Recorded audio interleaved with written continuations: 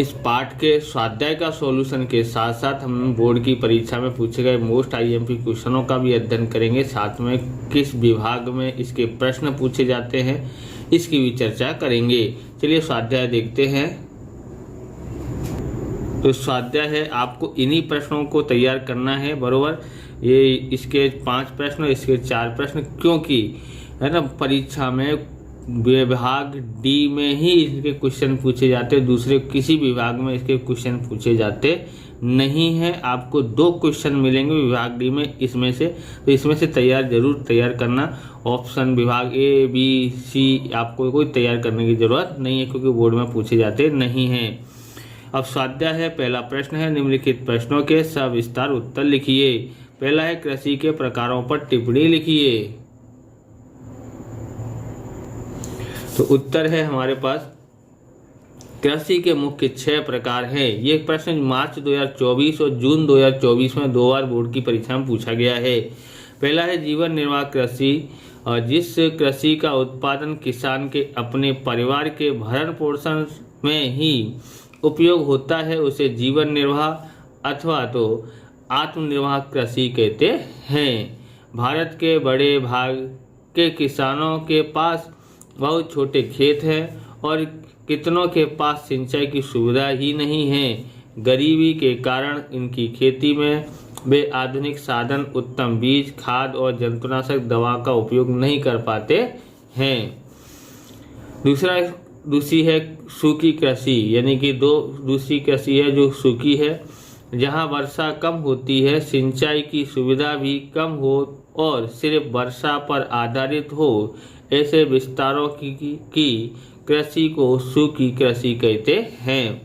इस प्रकार की खेती का आधार जमीन में नहीं, संग्रहित क्षमता पर होने से वर्ष में एक ही फसल ली जाती है।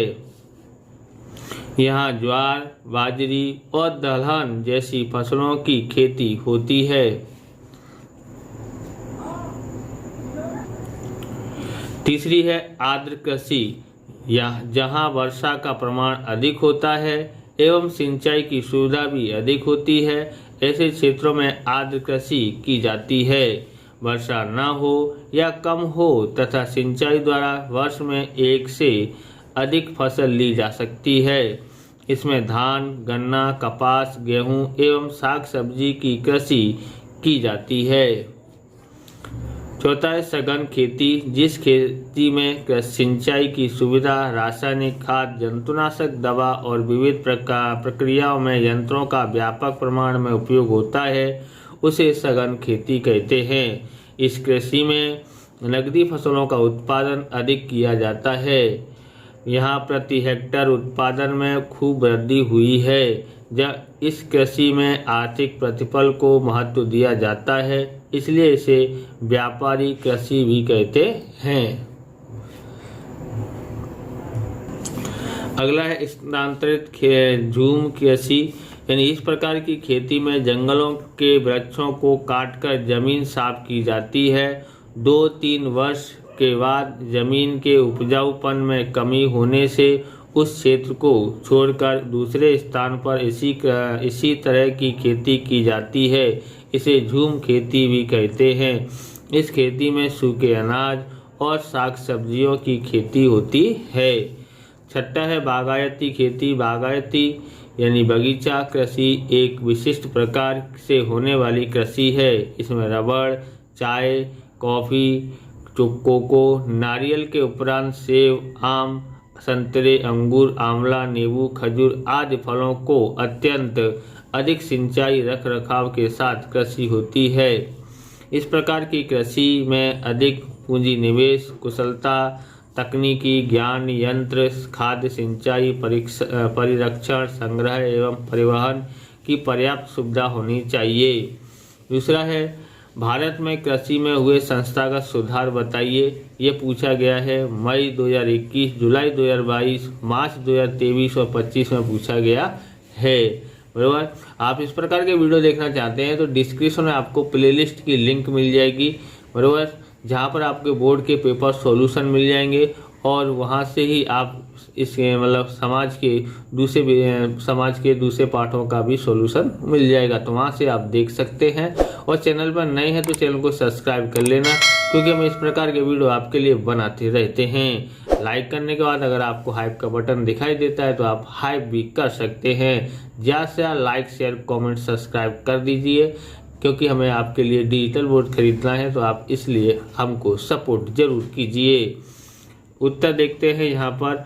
भारत में जमीन का मालिकाना कृषि ऋण एवं कृषि उत्पादनों की बिक्री में हुए सुधारों को संस्थागत सुधार कहा जाता है। सरकार ने जमींदारी प्रथा खत्म कर किसानों का शोषण रोका है। जोते उसकी जमीन, कानून द्वारा कृषक को जमीन का सही मालिकाना हक दिया है। भू जोतों की मर्यादा कानून द्वारा एवं सहकारी बैंकों द्वारा आर्थिक मदद के लिए कृषि ऋण दिया जाता है। किसान क्रेडिट कार्ड द्वारा एवं राष्ट्रीयकृत एवं सहकारी बैंकों द्वारा आर्थिक मदद के लिए कृषि ऋण दिया जाता है। प्रधानमंत्री फसल बीमा योजना द्वारा किसानों को कृषि फसलों का बीमा कवच दिया जाता है। अकाल या अतिवृष्टि के समय फसल बर्बाद होने पर सरकार द्वारा किसानों को आर्थिक सहायता दी जाती है। मार्केट यार्डों में कृषि उत्पादनों की बिक्री में कानूनन व्यवस्थाएं करके नीलामी की प्रक्रिया को व्यापक बनाया गया है। किसानों को कृषि उत्पादन पोषणक्षम कीमत मिलती रहे, इसलिए सहकारी मंडलियां, खरीद बिक्री संघ, सहकारी स्तर पर गोदाम, शीतगृह, परिवहन एवं दूरसंचार की सुविधा दी गई है। किसानों से कृषि उत्पादन सरकार द्वारा निश्चित पोषणक्षम सहायक भावों पर खरीदी करने के लिए निम्न संस्थाएं कार्यरत हैं। पहला है भारतीय राष्ट्रीय कृषि यानी सहकारी संघ, ओके, विपणन संघ, ओके। दूसरा है गुजरात तिलहन उत्पादक संघ। तीसरा है राष्ट्रीय डेयरी विकास निगम। तीसरा प्रश्न देखते हैं। विश्व बाजार एवं भारतीय कृषि पर टिप्पणी लिखिए, अभी तक पूछा नहीं गया है। उत्तर है वैश्वीकरण के कारण कृषि के क्षेत्र में निम्न परिवर्तन आए। भारत सरकार ने वैश्वीकरण नीति अपनाई होने के कारण कृषि फसलों के आयात निर्यात की प्रक्रिया सरल बनाई गई है। उसके परिणाम स्वरूप गुजरात में से कपास, मिर्ची, तिल चीन के बाजारों में एवं विश्व के विविध फल भारतीय बाजारों में मिल रहे हैं। इन संयोग में खेती उत्पादन का प्रमाण, प्रकार और स्वरूप में बदलाव आया है। आयात सरल होने से हमारे घरेलू कृषि उत्पादनों को यहाँ स्पर्धा का सामना करना पड़ रहा है।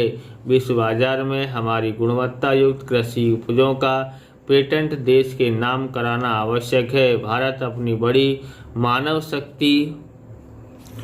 शक्ति, टेक्नोलॉजी और आधुनिक साधनों की मदद से कृषि क्षेत्र में विकसित देशों के साथ प्रतिस्पर्धा करके टिक सकता है। वैश्वीकरण से भारत में बहुराष्ट्रीय कंपनियों द्वारा विक्रय किए जाते ऊंची कीमत के जेनेटिकली मॉडिफाइड बीटी बीज आए हैं।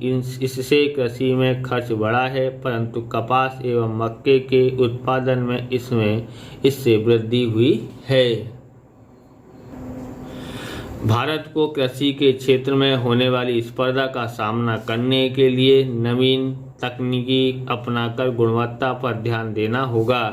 चौथा है भारत की गेहूं की फसल का सविस्तार वर्णन कीजिए। मई 2021 में पूछा गया है। उत्तर है धान के बाद गेहूं, ये हमारे देश की दूसरी महत्वपूर्ण फसल है। भारत की 1/3 कृषि भूमि पर गेहूं की कृषि की जाती है। देश में उत्तर पश्चिम भारत में रहने वाले लोगों का ये मुख्य भोजन है। गेहूं ये समशीतोष्ण कटिबंध की रबी फसल है। गेहूं की फसल के लिए काली या उपजाऊ दोमट मिट्टी वाली जमीन एवं 75 सेमी तक वार्षिक वर्षा आवश्यक है। सिंचाई की सहायता से कम वर्षा वाले भागों में भी गेहूं उत्पन्न किया जाता है। 100 सेमी या उससे अधिक वर्षा वाले क्षेत्रों में गेहूं की बुआई नहीं होती। हरित क्रांति के बाद गेहूं का उत्पादन लगभग दुगना हुआ है।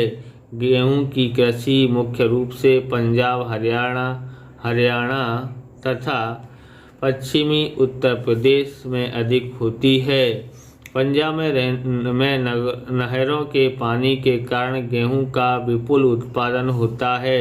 इसी कारण पंजाब को गेहूं का भंडार कहा जाता है। सभी प्रकार के अनाजों में गेहूं में पौष्टिक तत्व अधिक होते हैं, इसलिए इसे अनाजों का राजा कहते हैं। पांचवा है, भारत की तिलहन फसल के बारे में सविस्तार बताइए। उत्तर भारत की तिलहन फसल निम्नानुसार है। पहला है मूंगफली। मूंगफली तिलहन फसलों में महत्वपूर्ण स्थान रखती है।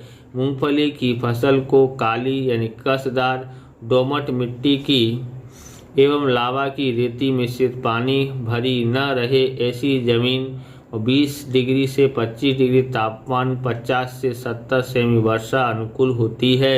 मूंगफली खरीफ एवं सिंचाई की सुविधा वाले क्षेत्रों में गर्मी की फसल के रूप में बोई जाती है। देश में मूंगफली का उत्पादन में गुजरात राज्य प्रथम क्रम पर है। दूसरी फसल देखते हैं तिल।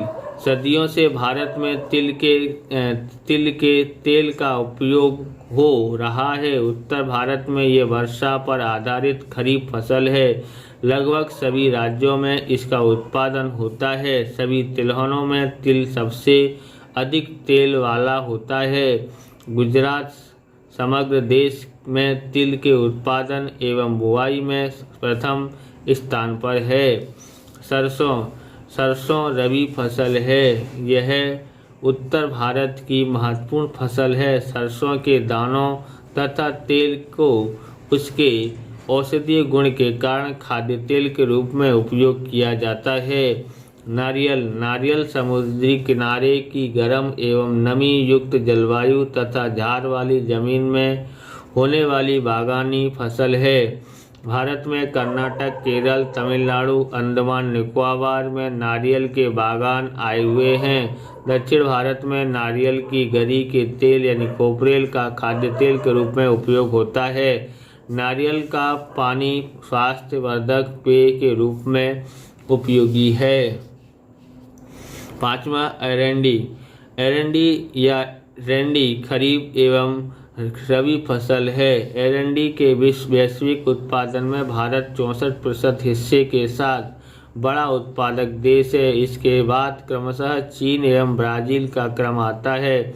भारत के कुल उत्पादन का 80% उत्पादन गुजरात में होता है।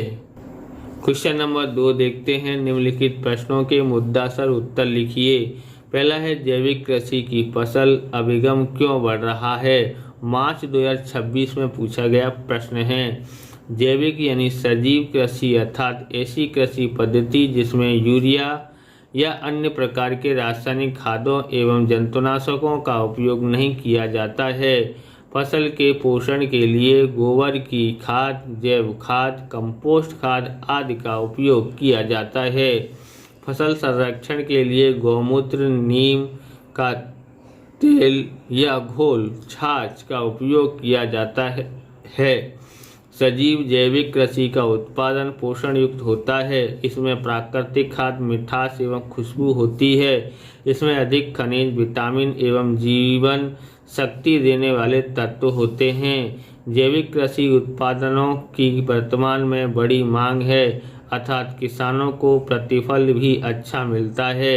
इस कारण जैविक कृषि की तरह अभिगम बढ़ रहा है। अगला देखते हैं। दूसरा है, अंतर बताइए खरीफ फसल रबी फसल। मार्च 2022 में पूछा गया है। खरीफ फसल और रबी फसल। वर्षा ऋतु में ली जाने वाली फसल को खरीफ फसल कहते हैं। ठंडी की ऋतु में ली जाने वाली फसल को रबी फसल कहते हैं। फसल का समय जून जुलाई से अक्टूबर नवंबर तक होता है। फसल का समय अक्टूबर नवंबर से मार्च अप्रैल तक होता है। इसमें धान, मक्का, ज्वार, बाजरी, कपास, तिल, मूंगफली, मूंग, मसूर आदि खरीफ फसल है। तो गेहूं, चना, जौ, सरसों, एरंडी, अलसी आदि रबी फसल हैं। तो ये है हमारा हाउजर का जर्मन टेक्नोलॉजी का एक्सो पेन है, जो कि काफ़ी शानदार चलने में है और राइटिंग भी इससे बहुत अच्छी आती है। स्मूथ चलने के कारण इसकी डिमांड मार्केट में अभी बहुत ज़्यादा चल रही है। आप इस पेन को चेकआउट करना चाहते हैं तो हमारे वीडियो के नीचे वहाँ पर देख सकते हो, या डिस्क्रिप्शन में लिंक है, वहाँ से आप इसको चेकआउट कर सकते हैं या ख़रीद सकते हैं। चलिए आगे देखते हैं।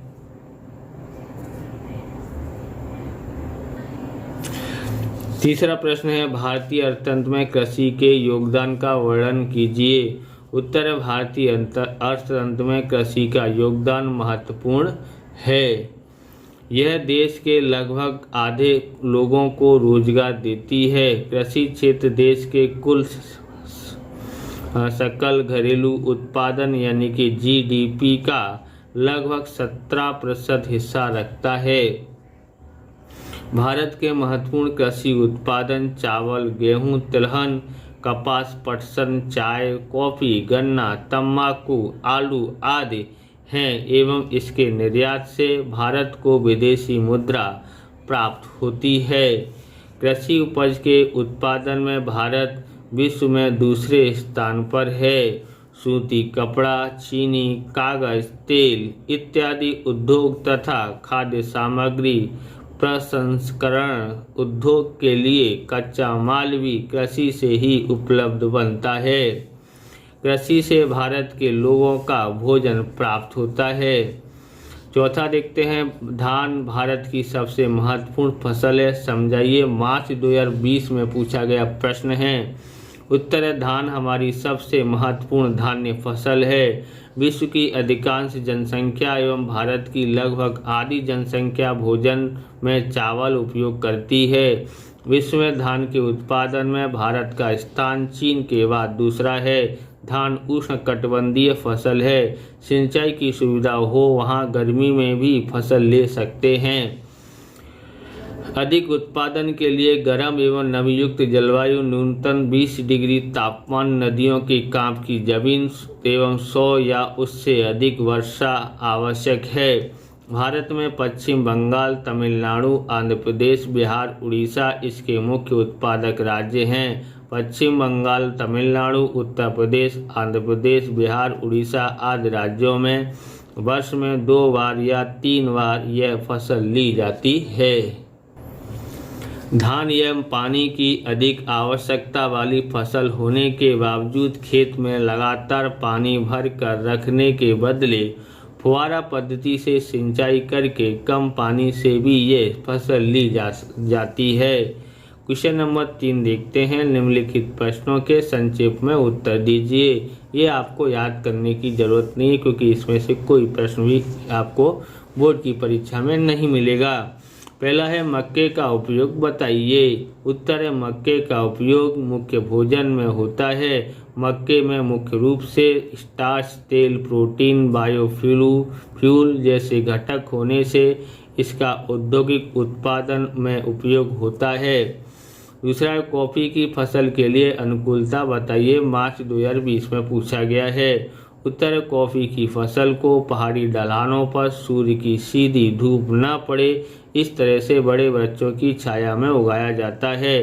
कॉफ़ी की फसल को 150 से 200 सेमी वर्षा एवं 15 डिग्री से 28 डिग्री सेल्सियस तापमान एवं पर्वतीय ढलान वाली जमीन अनुकूल आती है।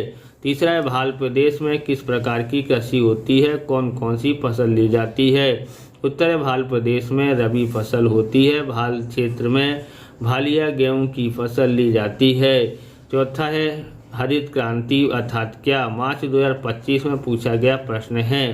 क्योंकि बड़े पैमाने बड़े 4 नंबर में पूछा जाता है, तो ध्यान रखना इसमें ज़्यादा बड़ा लिखना, इधर तो संक्षिप्त आंसर है, इसके लिए छोटा लिखा हुआ है। ओके। बीजों की उन्नति किस्में रासायनिक खाद का बड़ा उपयोग, देश के किसानों का प्रचंड पुरुषार्थ, बिजली की व्यापक व्यवस्था, सिंचाई की सुविधा में हुए सुधार आदि परिबलों से कृषि में उत्पादन में हुए असाधारण बढ़त को हरित क्रांति के रूप में पहचाना जाता है। अगला है, कृषि संशोधन क्षेत्र में कार्यरत राष्ट्रीय स्तर की संस्थाओं के नाम लिखिए। उत्तर कृषि संशोधन के लिए ICAR Indian counselling of agriculture research और DARE यानी department of agriculture research and education आदि राष्ट्रीय संस्थाएं कार्यरत हैं। हम लोग देखते हैं क्वेश्चन नंबर 4। नीचे दिए गए विकल्पों में से योग्य विकल्प चुन करके उत्तर लिखिए।